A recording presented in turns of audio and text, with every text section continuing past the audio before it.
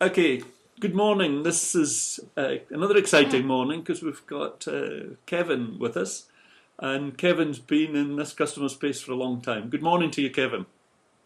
Well, top of the morning to you, Ray. It's good to know that you're up so early in Australia because I'm here in New Jersey in the States. Great. And so, just tell us your interest in the customer space and how you see the state of the market right at the minute. What are you finding out there? Well, I'm a customer service expert, Six Sigma Black Belt, Masters in Public Administration, and what I find is that our customers are voting with their feet. And what we're finding is that a lot of times the business owners and leadership are not really listening.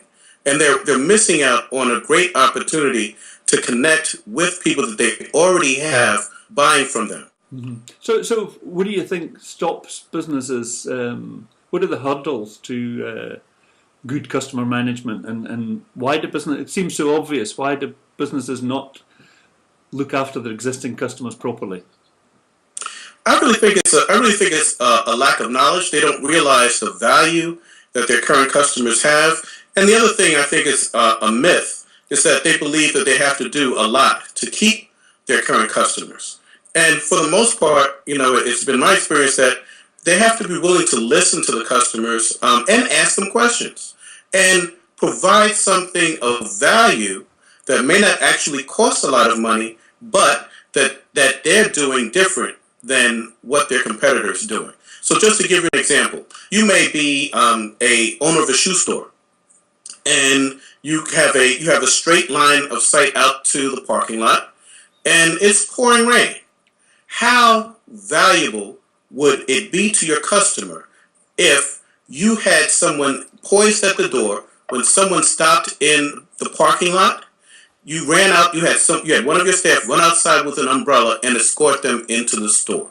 Yeah. Would that be something that your customers would go back to, even if they didn't buy anything from your store? They would be going back to their family and friends and saying, "Wow, I went to Ray Brown's shoe store and it was amazing. They ran outside and greeted me with an umbrella."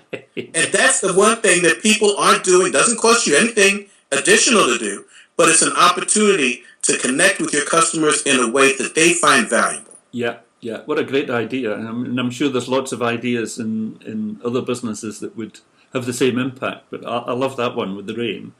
Now, we've spoken a little bit prior to this call about the client tier concept, and I know it's new to you, but I would be interested in your first reaction. What do you think of the idea of, in businesses, having a cross-functional really resource within the business that will help this coordination that happens? Do you think that would be valuable in the business that you deal with? Well, to be honest with you, the idea of client tier is not new at all. And I think that that's something that we're in agreement with.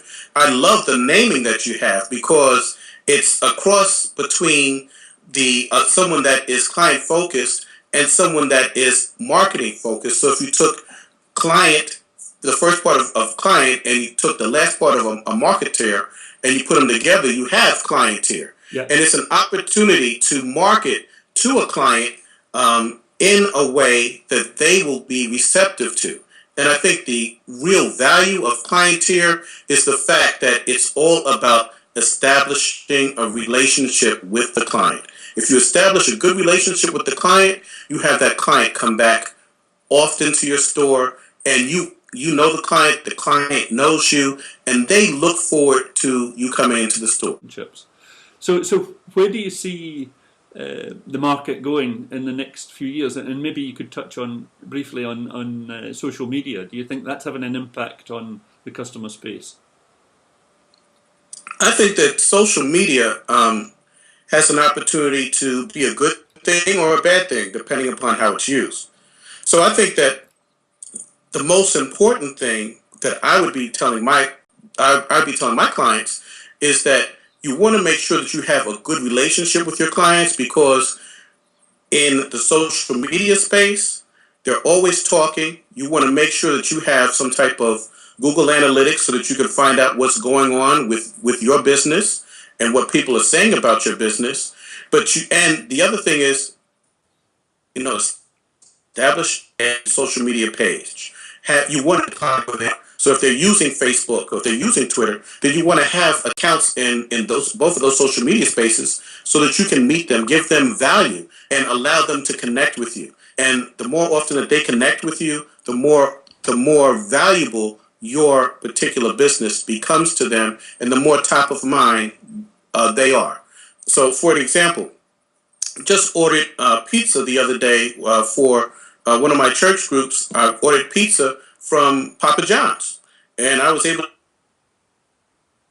online and easily, and I got a discount over actually ordering it in the store and going to pick it up. I even saved more money. So that's the type of thing that I'm talking about. Yeah, yeah, yeah, and that's obviously a benefit to the business. I know a lot of businesses are using social media in a customer service space, but that pizza example is great.